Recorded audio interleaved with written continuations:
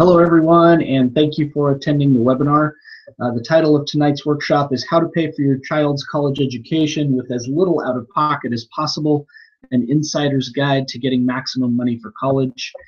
My name is John Inslee. The name of my company is J. Inslee Financial. We are a financial advisor member or partner with the College Planning Network.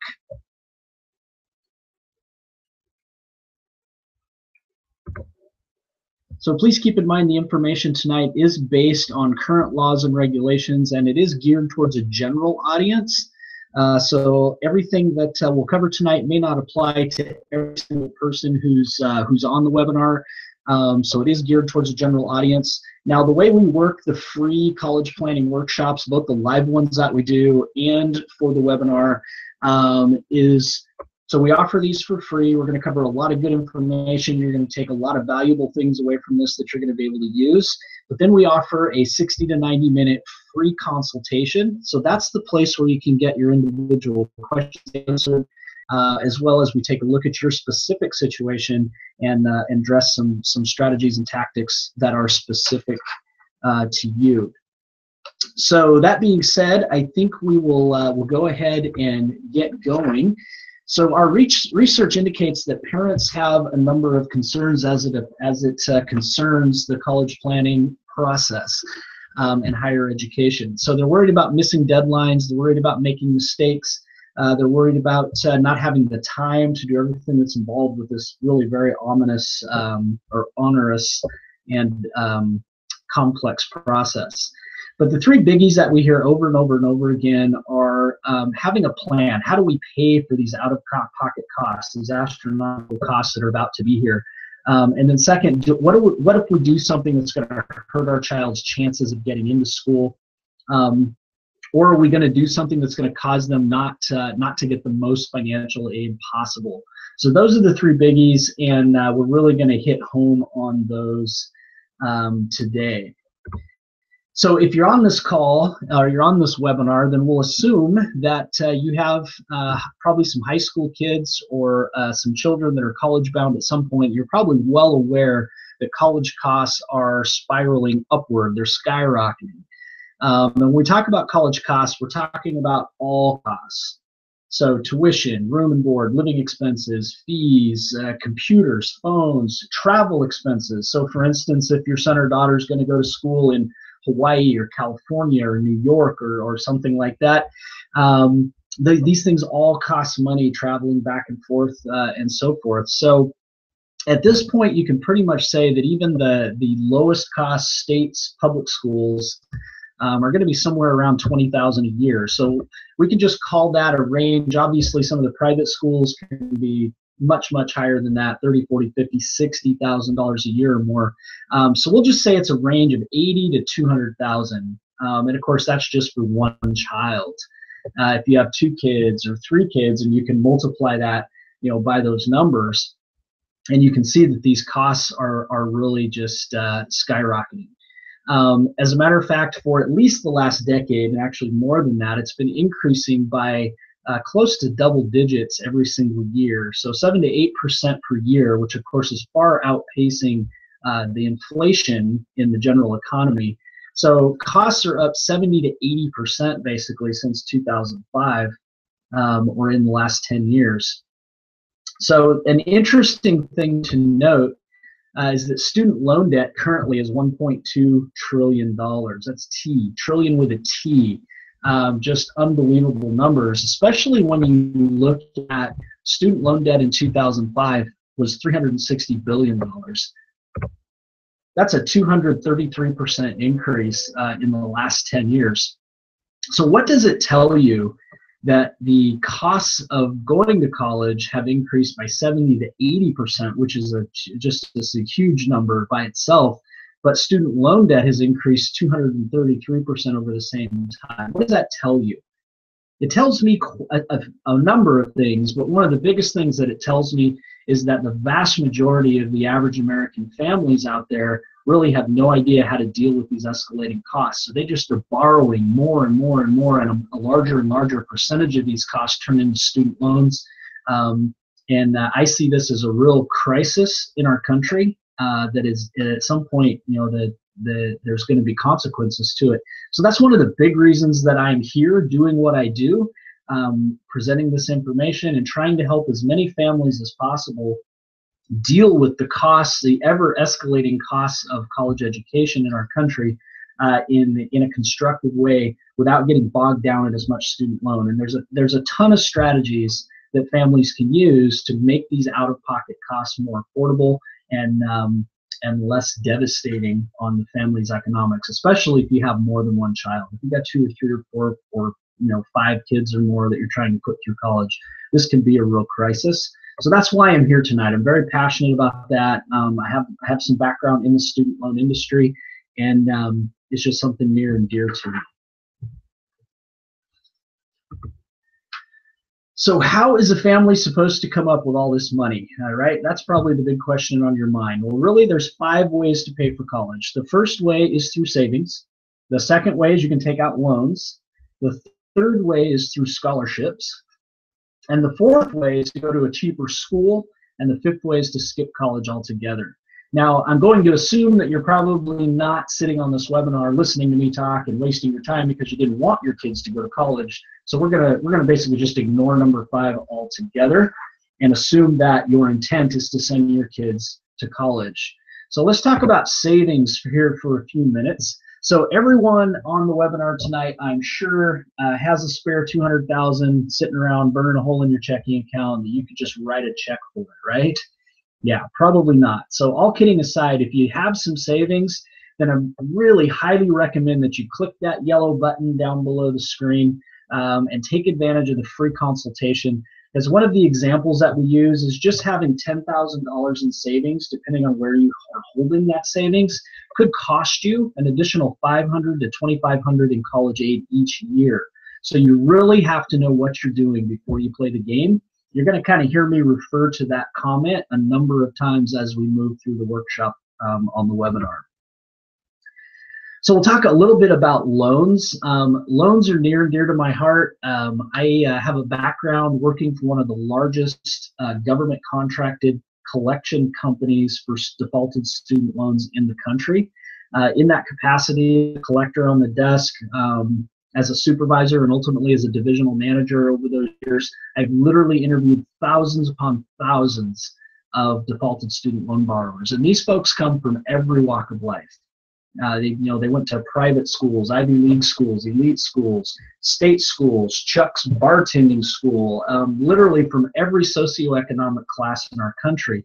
And the one thing that stands out as I've analyzed that experience was that I really don't believe, out of all those thousands of interviews and thousands of interactions that I had, I really don't believe I ever spoke to a single person who had a malicious intent of taking out their student loan and maliciously, purposely not paying it back, right? No matter what walk of life these folks came from, they all had a story. They all had some rationale that got them where they were, and those stories ranged from everything you can imagine. But the one consistent thread through all of that experience was that every single one of these people were in this position where their loans were defaulted. They were facing enormous additional costs, 44.84% collection costs added to their balances, and then interest accruing on that. They're facing this terrible situation really for one common reason, and that reason is they didn't have a plan.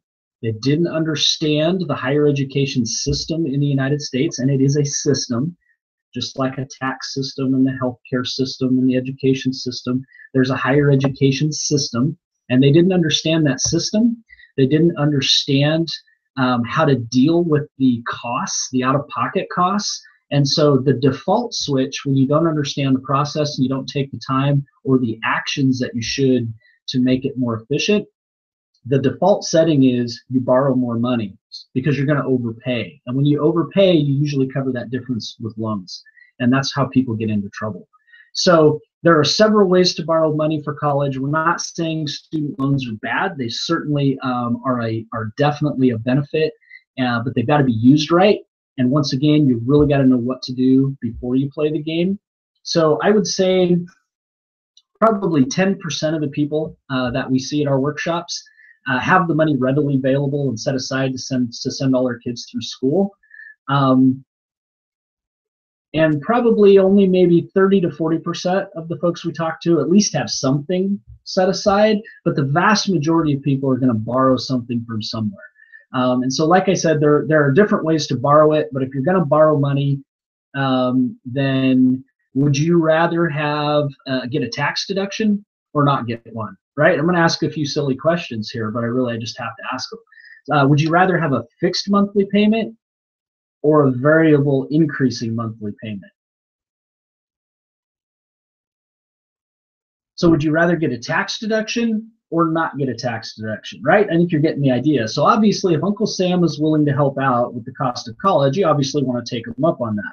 If you have a fixed monthly payment or a variable increasing payment, right? Stupid question, yet a lot of people end up taking these loans that just keep ballooning and ballooning and ballooning, kind of like the mortgage mess that started out at one rate and then kept getting higher and higher over the years.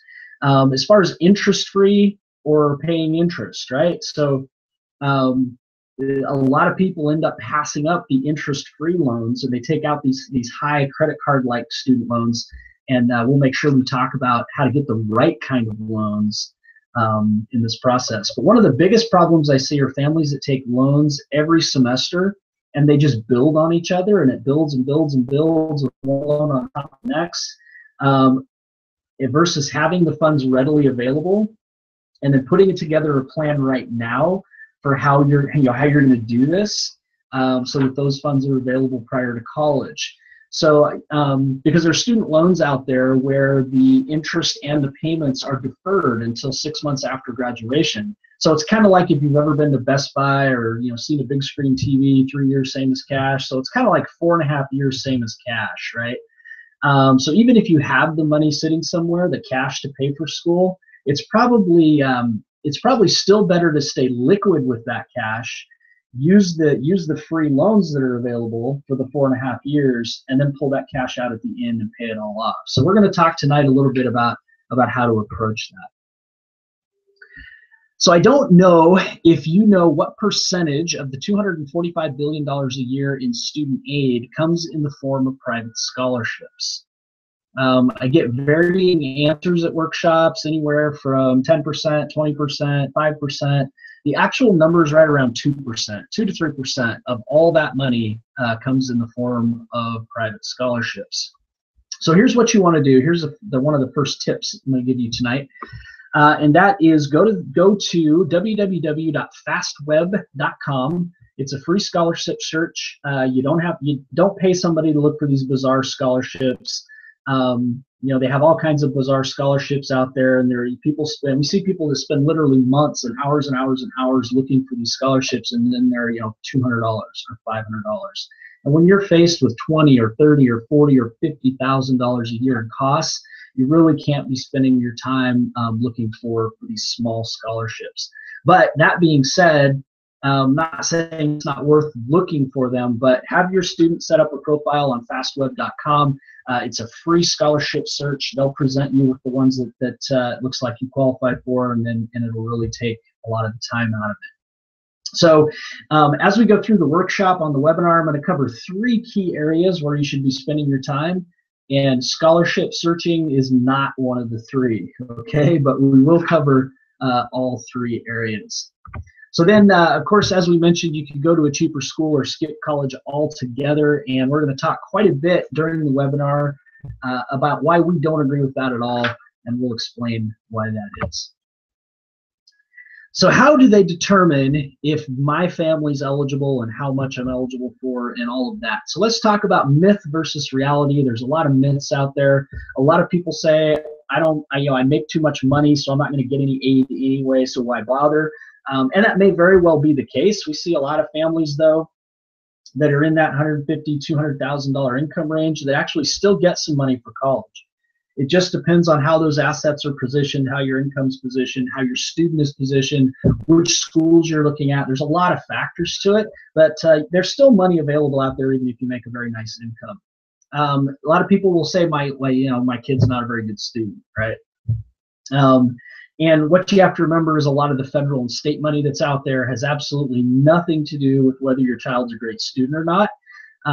However, a lot of the college dollars that come from the schools themselves will go towards those that are in the upper echelon of the incoming class. So it's a mixed bag. There's definitely aid available, even if you don't have a great student. But the better position your student is in terms of grades and test scores and so forth, the more that'll be available from the schools. Some people are worried about the fact that they own a home or that they have a lot of equity. A lot of schools don't even assess the equity in your primary residence or home. And for those that do, if you do some proper planning in advance, you should be able to position yourself so that does not count against you. Some people will say that it's just a quick and easy process and are not worried about it. If anybody's gone through this process before, easy is probably not the first four-letter word you could think of, right? The problem is not only is it a time-consuming and incredibly complex and overwhelming process and just a complete pain, but there's really no scorecard. There's no one saying, well, you're paying $20,000 and you should have paid 10, or your child should have gotten into this school but they didn't, or they got this offer from that school, they could have got a better offer. Right? There's no scorecard to tell parents whether you've done it right, you've done it wrong, or what the case may be. And then a lot of people will turn to the schools for help. The problem with that is a lot of people go to their high school, and obviously high schools will do everything they possibly can in their power to help you. They're definitely on your side. But the last time I checked the statistics, at least here in the state of Washington, there's 498 students for every one guidance counselor in the Washington school system. So they just don't have the time or the expertise to help you figure out some of these complex questions about how to pay for college. For instance, they might assume that because you live in a nice suburb, you can afford college. And what we see is more often than not, paying for college is a huge burden on families, no matter where you live. It's a big, big number, and it has a big impact on your family's finances. But more importantly, it's the colleges. A lot of people go to the college financial aid office and they'll say, what can you do for me? And the question I want to pose is, how many people would take their taxes and give them to the IRS every year? Right? Not very many, right? The IRS probably doesn't have a vested interest in making sure you pay as little as possible, right? And so that's kind of the same as going to the schools, to the financial aid office, and what can you do for me? Because what you've got to remember is that these schools, these colleges, these universities, they're there to give you the least amount of money possible, because these are businesses. Whether they're for-profit or non-profit, whatever the case may be, they are businesses. So their job is to get your student to enroll in the school, and I'll talk more about this as we go through the webinar. But their job is to get your student to go to the school and give you as little financial aid as possible to make that happen. So once again, their job is to get the students they want to go to their school with the least amount of financial aid as possible. So, they don't build up these $100 million and $1 billion endowment funds by willy-nilly giving out financial aid freely. Okay, like I said before, there's about $245 billion in total financial aid that's out there in the U.S. marketplace, and there's more being paid from student aid than there is from student parents' pockets. So, right, that's encouraging. But how does your family get their fair share, right? This is the big question, $65,000 question. There's $245 billion in aid. How do we get our share? And so this is a formula you're going to want to take note of and jot down. It's super simple, but it's really important. And so it's the cost of attendance, right? Which again is everything: tuition, books, travel, meal plans, transportation, phones, computers, the whole total cost of attendance, minus what's called your expected family contribution, which is largely made up of income and assets and how many kids you have in the family. There's actually like 100 components that go into the number. It's pretty complex. It's of course always more than you want it to be. But the cost of attendance minus the family contribution equals your family's need, which is how much aid you're eligible for.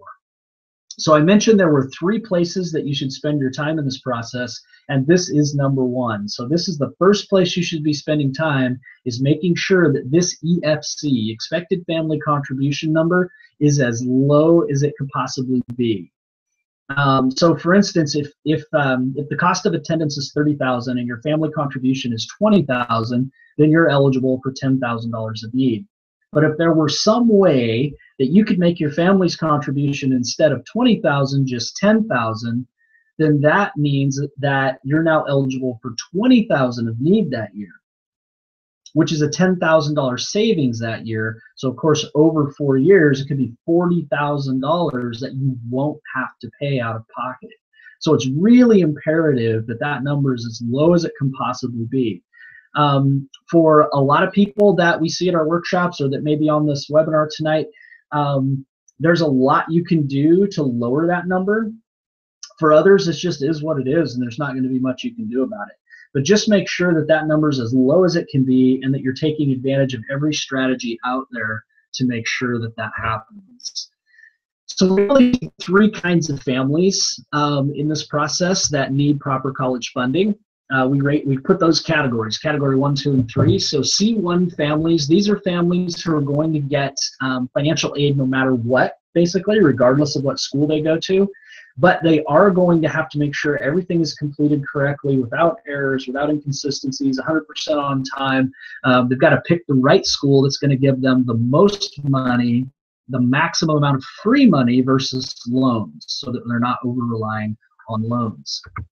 The C2 families, this is the majority of people that we typically see at our workshops and on these webinars. And these are families that, depending on what schools they pick, depending on how their assets and income are positioned, depending on how their student is positioned, they're either going to get a lot of money, or they're going to get some money, or they're going to get next to nothing. And of course, this is the majority of people that are in this depending thing that has a lot to do with how their students positioned, how their assets are positioned, etc. Then the category 3 families, which are families that their income and assets are such that they make way too much, they're not going to get need-based aid. They still have to go through the exact same process because there's a lot of merit-based dollars out there, and you have to complete the forms, which we'll talk about in a little bit. You have to do the process in order to qualify for that merit-based money. Now, the other thing about category 3 families, and also category 2 families actually, really need to be concerned with paying for college in the most cost-efficient and, more importantly, the most tax-efficient fashion. Because if you could save $4,000 a year in taxes just by how you pay your out-of-pocket college costs, that's no different than getting an additional $4,000 in financial aid. So it's all money in the same bucket, so to speak, all coming back and staying in the family's coffers. But how you pay for college is so imperative. So I'll use the example here that if you were looking at a school that costs $70,000 over 4 years, and you're in a 30% tax bracket or a 25% tax bracket, you'd have to earn $100,000 just to pay the taxes on the 70. So if the 70,000 wasn't enough, it's really costing you more than that because it's all after-tax dollars. Now, if you had to take that money and amortize it out over years and add a 6% rate of return on it, so we call this the opportunity cost, right? So that $100,000 that you had to earn in order to pay the $70,000 is really worth over 15 years $167,000, and over 30 years, over $400,000. So if you're looking at one of those schools that was going to cost you in the elite category that's over $200,000, then you're talking $1 million. So these are not small numbers. So like I said, the first place you want to spend your time in this process is making sure that your family contribution, your EFC, is as low as it legally can be. But this is the second place that you want to spend your time, and that is coming up with a plan right now on how you can afford to pay these out-of-pocket costs in the least painful out-of-pocket fashion as possible.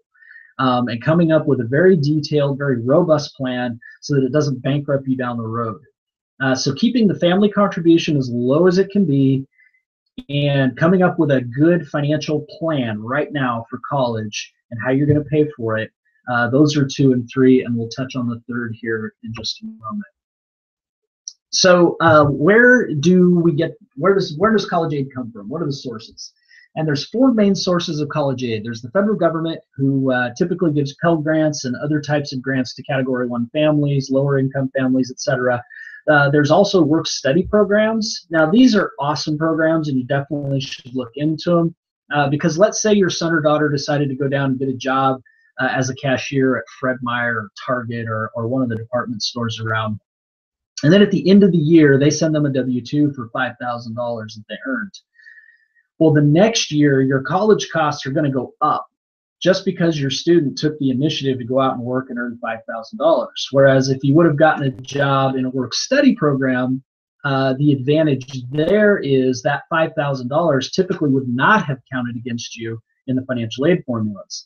Now, another side benefit of these work-study programs is that the 99% of the time, there's basically absolutely nothing to do with these jobs. So, they literally get paid to do homework. So let's say they get a job in the English department answering phones, and the phone rings twice a week. So they're basically getting paid to do homework, right? And as a parent, that's not a bad thing, right? My kid's in a captive audience. They're getting paid to keep up on their studies. So then from the federal government, there's the Stafford and the Perkins loans. And these are really the only types of student loans, those two types, that your son or daughter can take out in their name without you co-signing. So a lot of times people think there's these magical student loans out there that they're going to loan you the money at 1% interest and unlimited amounts. You have 4 years to pay it back. And, that's fairy tale stuff. It just doesn't really happen. So after the Stafford and the Perkins loans, pretty much any loan on top of that is going to be a loan you have to co-sign for as a parent. And if your son or daughter can't get a job, or they decide college isn't for them and they drop out, or many, many things that could happen, you're now responsible for that loan. So you really got to be extremely careful with those. And in that category are the Parent Plus loans. And the Parent Plus loans you'll see as you apply to colleges, you'll get bombarded with these in the mail saying that, here's a Parent Plus loan you can take out. Your payment over the first semester is $200 a month, for whatever you need. Well, and so if you don't have a good plan in place and you don't understand the system, then you take out that Plus loan. But unfortunately, what happens is the next semester is on top of you before you know it, and you take out another Plus loan, and so now you've got a $200 payment on top of the other $200 payment. And if you do that for 4 years, it can balloon and balloon and balloon. And there's examples out there of payments approaching $4,000 a month that can get out of hand very quickly. I cannot tell you how many parents I spoke to as a collector of defaulted student loans for the U.S. Department of Education, who took out Plus loans and did not understand that they were responsible for them, not their student. Then there's the state government and the colleges and the universities. And the colleges and universities is where the bulk of the money you will ever get in this process will come from. And that's the third place that you should be spending your time, which is finding the right school for your student, and the right school that's going to give you the most money, because the bulk of the dollars are going to come from the colleges themselves. So it's not going to come from the state, it's not going to come from federal government, it's going to be from the colleges themselves. So that is the third place. So the first place, reduce your EFC as much as legally possible. The second place you should spend your time is coming up with a plan right now, a good financial plan on how you're going to pay these out-of-pocket costs. And the third place you should spend your time is researching and picking the schools that will give you the most aid and that are the best fit for your child. Then, like we talked about, there's the private sources, scholarships. Only a couple of percentage points of money come there, and you really shouldn't be spending a lot of time doing that. So next is the FAFSA, and I don't know if anyone's gone through this process before, but a very large percent of FAFSA forms are submitted with errors or inconsistencies each year. You have to fill out this form to get aid. You don't get aid if you don't fill out the form. So it has to be done fully, has to be done correctly. And if it's submitted incorrectly, it often gets pushed back by 4 to 6 weeks, which could result in lost financial aid. So for anyone that knows what they're doing in this process, on January 1 of your child's senior year, it's like a gun goes off. And what I mean by that is January 1 of the senior year is the first day you're allowed to send the form in. What most people do is they wait until they get their taxes done, because they're looking at it and they're looking at all these financial questions in there and they're going, I can't do this now. I've got to get my taxes done. I don't have my taxes done, so I can't fill out this information. And I'm here to tell you that is the worst possible thing that you could do. February 15th, January 1st to February 15th is the priority filing window. And just by getting it done before February 15th will put you in the top 90th percentile for getting financial aid. Most people wait until after that date so they can do their taxes or whatever the case may be. But what you want to do is you want to go ahead and complete your FAFSA form and get it submitted within that priority date, and then just do it with an estimate of your income and assets and so forth. And then what happens is the school's going to send you an award offer, and they'll say it's not final, right? Here's your award offer, but we need updated tax information when you get it, and we may update your financial aid offer. However, since they've already allocated some of their aid dollars because they want your student to go to their school, it would be very rare that they would then come back and try to take it away or reduce it somehow. So we've seen families that did everything right in the process. They just waited to do the FAFSA, like they did it in April or March or something. And because the school had already allocated a lot of their aid dollars, these families that did everything else right got next to nothing. So they were looking at a school that gave a lot of money. They were positioned. Everything else was okay. You want to get that thing in during that priority date between the 1st and the 15th, January 1st and February 15th. So beyond the FAFSA, then there's the CSS profile form. So the profile form is what a lot of private schools will want. It's a lot more detailed. So the FAFSA, I think, has like 130 questions. Most of the CSS profile forms will have in excess of 500 questions. So it's a lot more detailed. You have to pay some fees and so forth for every school that you send one to. So if you thought the FAFSA was hard, wait till you see the CSS profile. And then there's the institutional forms, and this is where the colleges themselves have their own questions they want to ask you because it's their money on the line. And once again, it has to match up. It has to match up with the profile. Everything has to be consistent with all the other forms and correct and on time. So it's a pretty daunting process. Then if you own a business or a farm, or you're divorced or separated, there's some additional forms for that. So here's another tip for you. Let's say your son lives with biological mom and stepdad, and the biological dad lives by himself and he's not remarried. So whose information should go on the FAFSA? We get all kinds of responses. Most people will say all three. The problem with that is when you put all three down, it increases your income and your assets, and therefore your EFC is going to go up, and we're trying to get it to go down, right? So the way it works, at least for the FAFSA, is that you're supposed to put down whoever the student lives with the majority of the year. So in that example, it would be the biological mom and stepdad. The biological dad's information would not go on. And then if it's a 50-50 split, then you have to put down all three. But if it's 60-40, then on the FAFSA, you just put down whoever the 60% is. Now, some schools may ask you for more detailed information about it, but that's the way the FAFSA works. So not all colleges are created equal. It really comes down to percentage of need met. So where some schools will meet 100% of your need and others may meet nothing, they might give you 30 or 50%. You've got to know what percent of aid that they give and how much is free versus how much is work study versus how much is loans. You really have to know these statistics before you apply. So again, repeating a number of times during the webinar, this is one of those things where you have to know what you're doing before you play the game.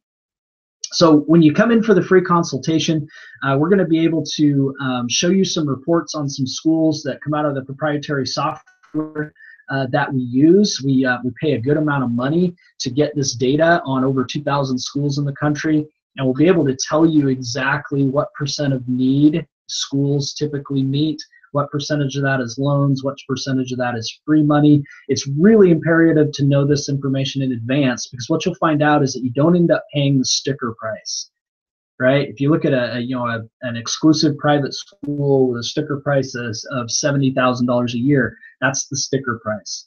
But a lot of families, oftentimes, this can make an expensive private school end up costing you less than the quote-unquote cheap state school. So you don't want to get caught up in sticker price.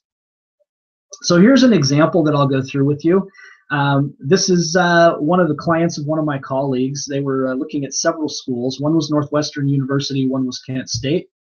So no matter how bad you are at math, you realize that Northwestern at $45,000 is a heck of a lot more than Kent State at $16,000. Now, when the award offers came back, remember the family contribution, the EFC, is a universal number. So this family's EFC was $7,878 at both schools. All right, it's a universal number, so it's the same. But when the award offers came back, Northwestern's came back meeting 100% of the need. And if that family wanted to take advantage of the Northwestern offer, and I believe they did, they would pay $7,878 to go there. At Kent State, they came back and only met 55% of the need, which was $4,784. So they were $3,914 short. So their award offer, if they would have gone that way, would have been the $7,878 EFC plus the $3,914 unmet need, or the shortfall. So what it came out to is that it was $11,792 to go to the $16,000 school and only $7,800 to go to the $45,000 school.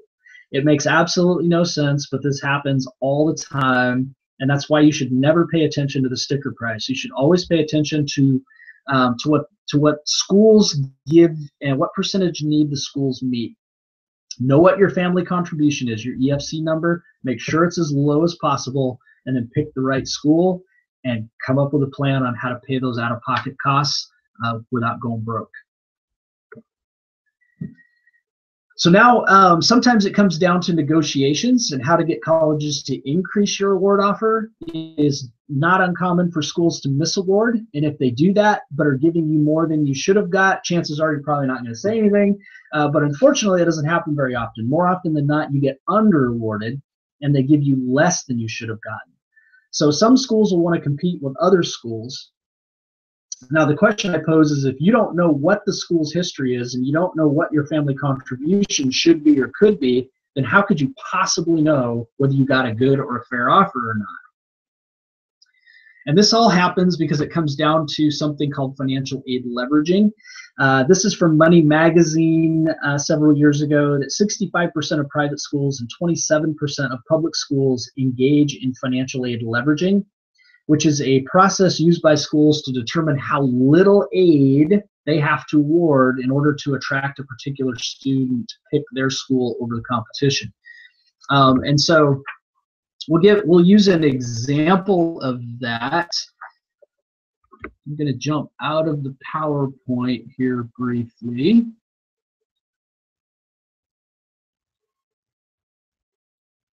So this is an example from one of our partner College Planning Network, a client that that they were involved with. And so you'll see that on March 16th, 2009, they were awarded $13,000. And the family felt that based on their situation, they felt that was pretty good. So the expert appeals team at the College Planning Network came back and said, it's not so great.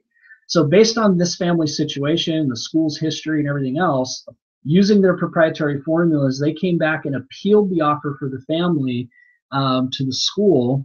And you can see on the second page of this, they got that offer increased from $13,000 to $37,600. That's an increase of almost $25,000 per year. So over 4 years, that's $100,000 that this family potentially is not going to have to pay out of pocket. That's a big, big number. Now, of course, that's a big offer. The average increase through the College Planning Network's expert appeals team is about $4,809. So it's still a big number. Over 4 years, it's $20,000. That said, obviously, you're better off to be awarded fairly at the first pass, so you don't have to go through that process. But if you are under awarded, you just want to make sure that you do go through the process intelligently, because unfortunately nowadays there's more and more people trying to get money with all these escalating costs, and so you've got to paint a picture in a way that the schools are going to listen to you.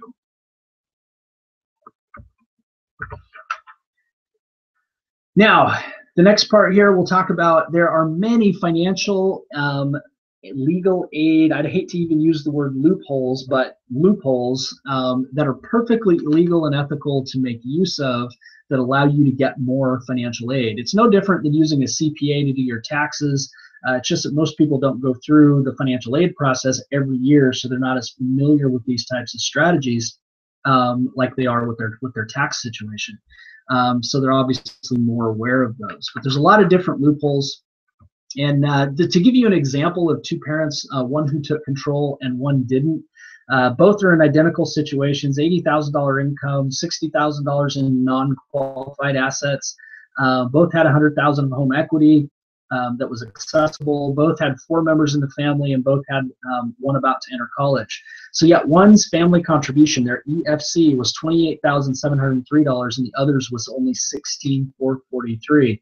So that's a difference of $12,000 because that family spent the time in number one to figure out how to reduce it. So that's nearly 50 grand over the 4 years that family will keep in their pocket and not have to pay out.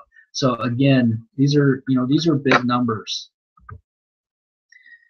Then there are the Section 29 plans. Are they all correct? All they're cracked up to be? You hear about these all the time, or at least you used to.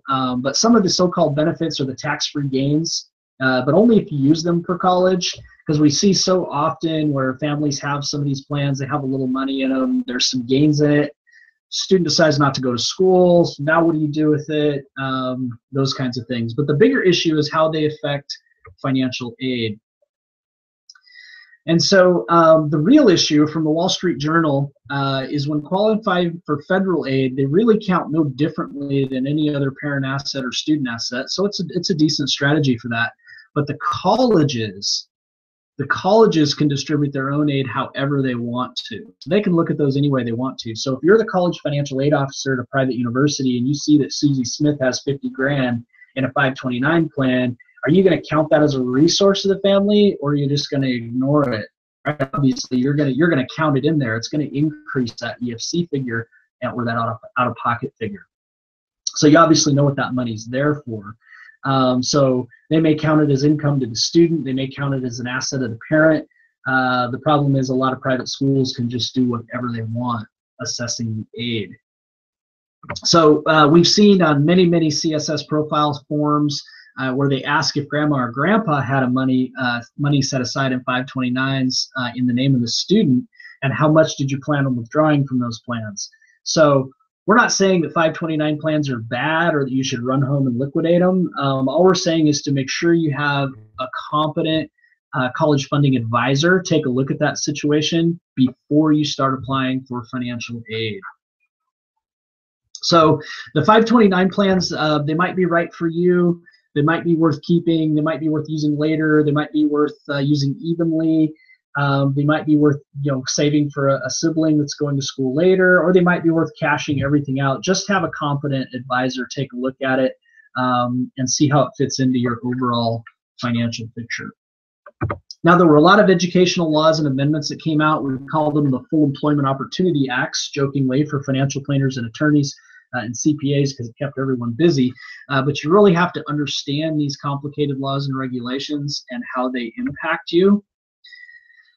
So will taking advantage of one of these current tax provisions actually cost you by reducing the amount of aid you would otherwise get? Or should you elect the American Opportunity Tax Credit, or do you make too much money for it? Should you refinance your house to pay for college? What are the restrictions on using an IRA to pay for college? These are just some of the questions that have come up from all of these rules and laws and regulations that keep getting passed. Obviously, there's a lot more, but that's how it all plays into the rules and regulations that the Department of Education uses to determine the college financial aid process. So how do you not become a victim or a casualty, I should say, of college, of all these tax laws and regulations? The biggest thing is you want to start your planning as early as possible and make sure that whoever's doing your taxes is well aware of anything you're doing in the college planning arena, to make sure that everyone's on the same page and that you're working together. So if you choose to have someone help you with this process, make sure you ask them some of these questions. Can they help you lower your EFC, your family contribution? Can they help you maximize your eligibility for aid? Can they help you pick the right schools that'll give you the best package? Which means meeting the most need, giving you the most free money, and the least reliance on loans. Will they help you complete the FAFSA and the profile forms line by line? Will they help you negotiate if you get a bad package, or help you identify that you got a bad package? And will they help you pay for college on a tax favored and cost favored basis if you don't qualify for need-based aid? Now, I just want to stress at this point that some of you, some people on this webinar and a lot of the people that we meet are not going to get need-based aid, but college planning is not just about need-based aid. There are many other planning strategies that are out there to significantly reduce your out-of-pocket costs. Cash flow strategies, merit-based aid strategies, student positioning strategies, appeal strategies, many, many things you can do to lower your out-of-pocket costs other than need-based aid. So don't get discouraged if your income and assets and so forth are such that you don't think you're going to get much in the way of need-based aid. You still have a lot of options. So what exactly are those options? Well, you can go through the process on your own. Frankly, the colleges will probably love you if you do that, but you can do that. Or you can let your accountant handle it for you. Most of the CPAs that we work with, and we work with several, will say that this really isn't what they do. This isn't their focus. It's not what they do for a living. Now that said, if you own a business, your accountants definitely want to get involved to fill out those business supplement forms. You could work with a college funding consultant. We refer to this as a specialist in a little known but very important niche, what we do. And while we'd love for everyone to take advantage of that free consultation and talk to us and work with us, we have a very solid philosophy, and we always will, that we only work with families that we know we can make a major impact for. And unfortunately, we just can't make a major impact in everyone's situation.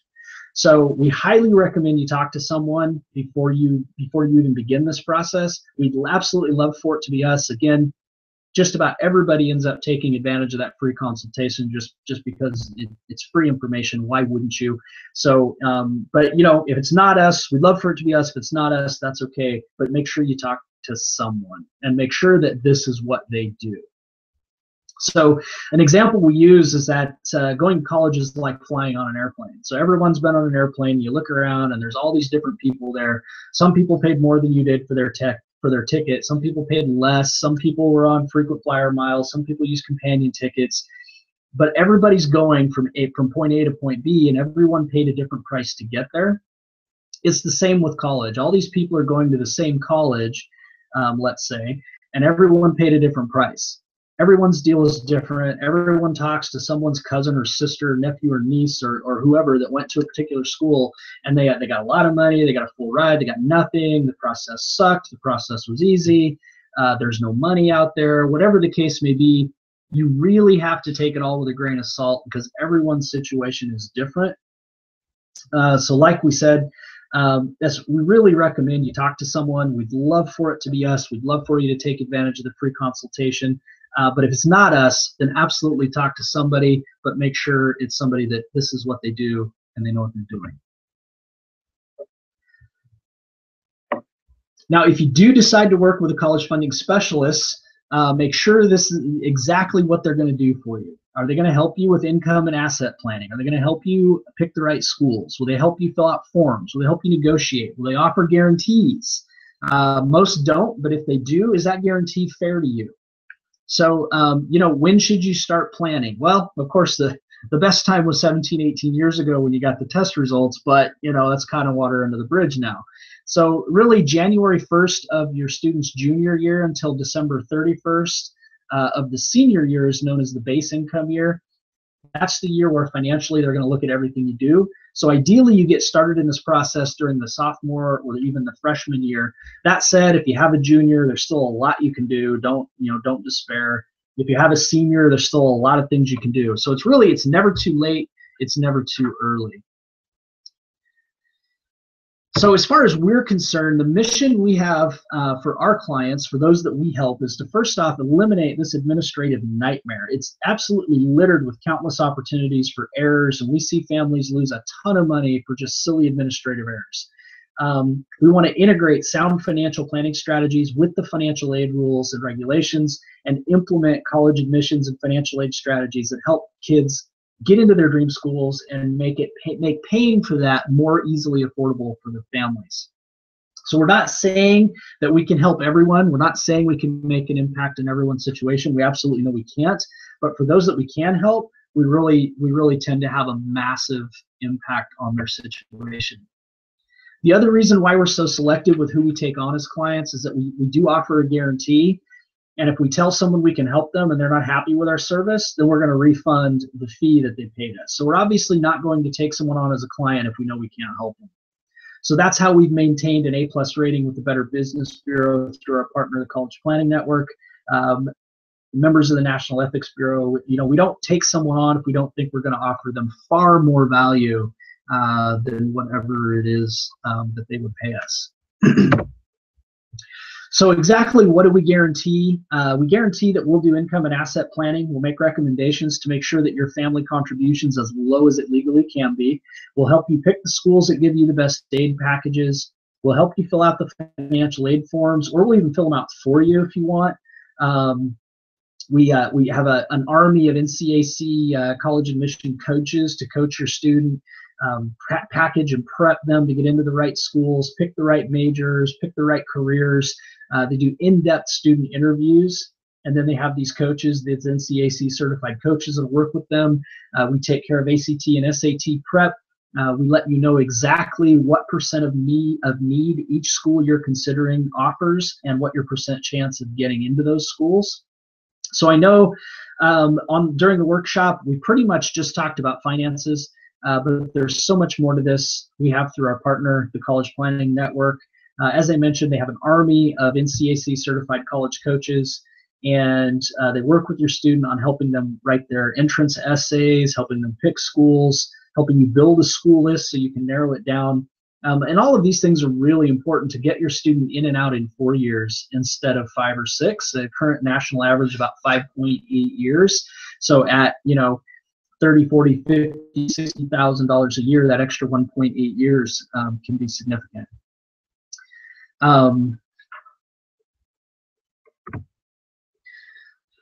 So you really have to ask yourself a couple of questions. If you're interested in knowing what your financial aid package might look like at the schools you're considering before you apply, before you begin the process, and if there's any strategies out there that you can take advantage of to help increase the chances of enrollment at those schools and make paying for college more easily affordable and keeping you out of the poorhouse, then down below the presentation, there's a yellow button. If you click on that button, that will take you directly out to my online schedule, and you can schedule a free 60 to 90-minute consultation where during the consultation, we take a look at your specific situation. We look at the specific schools you're looking at and answer any specific questions that you have. So I highly encourage you to click that button and jump into my online schedule and pick a date and time. We'll do that via telephone and online. So we'll share screens so that we'll do the meeting that way. Pretty much everyone ends up taking advantage of that offer. I definitely encourage you to do that. If you're married, it would be ideal if both parents could be on that consultation call together. And we also, one of the restrictions that we have due to the volume of these calls is that we'd like you to schedule that within the next 2 weeks. So just click on that link down below the screen that you see, get my free consultation or something to that effect. Click on that. That will transfer you directly into my online scheduling system, which I use a system called TimeTrade. You'll see a calendar with the number of appointments that are available for each day. Just click on the day that works for you, and then it'll open up and show you the times that are available. Click on a time, follow the on-screen instructions, provide a phone number where I can call you at that time, and that's it. Pretty simple. So this is never a waste of time. There's 1 of 3 things that are going to happen, and this is pretty much why everyone who comes to our workshops or gets on the online workshops or the webinars, almost everyone does the free consultation.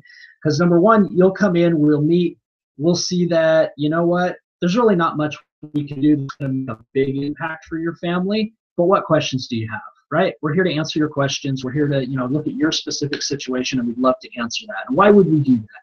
Well, we're willing to do that because, we're nice people. But all kidding aside, parents of college-bound kids typically are friends with other parents of college-bound kids. And when they come in and they see that we're candid, we're upfront, we're not trying to sell them anything or shove anything down their throat, they tell other people about it. And those people end up coming to our workshops, and they end up getting on our webinars. And so we know it comes back to us eventually. So we're more than willing to spend the time with you, even if it's a situation where we can't really make an impact for you. The second thing that could happen is that we're going to see that there are definitely some things we could do. And you may say, great, I want your help with this, this, and this, but I think I can handle the rest of it on my own. That's fine. That's a great outcome. The third thing that could happen is that we're going to see that there's a ton of things that we can do. And you're going to say, great, I want absolutely nothing to do with this nightmare process. And I'm thrilled that I finally found someone to kind of coach me through it and my student through it and just take care of it for me. And so that's why it's never a waste of time. But once again, obviously, if you don't want to take advantage of it, you don't have to. We're not forcing you or anything, but just about everybody does, and I would just really encourage you to do that. So just a couple of stats about our service provider, the College Planning Network. The average family receives about $19,000 per year in college aid. Their expert appeals team increases the average underawarded family's financial aid package by about $4,809. And they've worked with over 822 colleges across the country, including every Ivy League school. So you could look them up online. They're part of the Better Business Bureau, et cetera, et cetera. They are the nation's largest college admissions and financial aid servicing organization in the country, and that is our back office partner.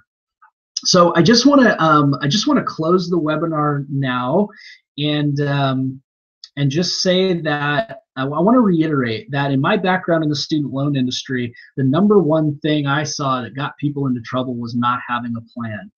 And the first step of figuring that plan out is clicking the button at the bottom, take advantage of that free consultation, get that scheduled. We'll spend 60, maybe 90 minutes together going over your specific situation.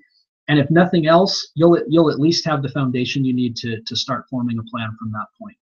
So I appreciate your time and attention. Thank you so much for attending the online workshop, and click that button down below for the free consultation, and I hope to be chatting with you soon. Thanks a lot. Have a great night.